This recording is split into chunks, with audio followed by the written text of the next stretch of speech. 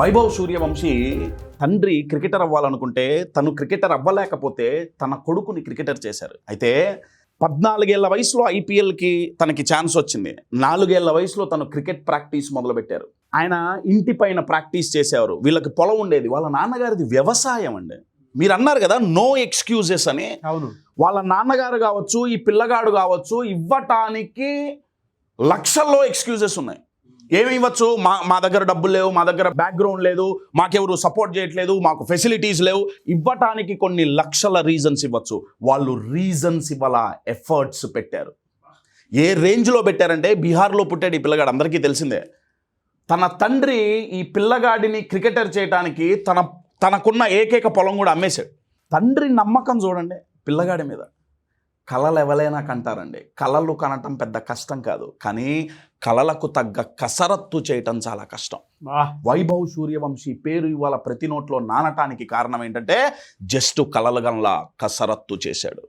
Excuses ఇవ్వకుండా ఉండటం అంటే అర్థం ఏంటంటే ఏదేమైనా కానీ ఆ కసరత్తు చేయటమే. First impression is the best impression అంటాం కదా. ఈ పిల్లగాన్ని చూసినప్పుడు ఫస్ట్ ఇంప్రెషన్ అంత గొప్పగా ఉండేది కాదు. ఇప్పుడంటే తెలుసు, ఒకప్పుడు ఉండేది కాదు. అబ్బాయిని చూసి ఏమన్నారంటే బాలుళ్ళే. తర్వాత ఆయన బాధుడు చూసి అప్పుడు అర్థమైంది, వామ్మో. అప్పుడు మార్చారు ఇంప్రెషన్. ఏంటంటే ఫస్ట్ బాలుడు, ఇప్పుడు ఏమన్నారంటే పెట్ట కొంచెం పూర్తగానో. ఓ డైలాగ్ ఉంటుంది కదండి, అద్భుతం జరిగేటప్పుడు గుర్తించరు, జరిగిన తర్వాత ఇదిగో ఇలా. చాలా మంచిదండి. అద్భుతం జరిగేటప్పుడు ఎవరు గుర్తించరు, జరిగిన తర్వాత ఆ అద్భుతాన్ని పొగడటం తప్ప ఇంకొక ఆప్షన్ ఉండదు. అవును. ఆ అద్భుతాన్ని తన తండ్రి గుర్తించారు, కొంతమంది కోచెస్ గుర్తించారు, ఒక 4-5 వ్యక్తులు ఉన్నారండి. ఎస్, ఈ పిల్లగాడు ఒక అద్భుతం అని గుర్తించిన వ్యక్తులు.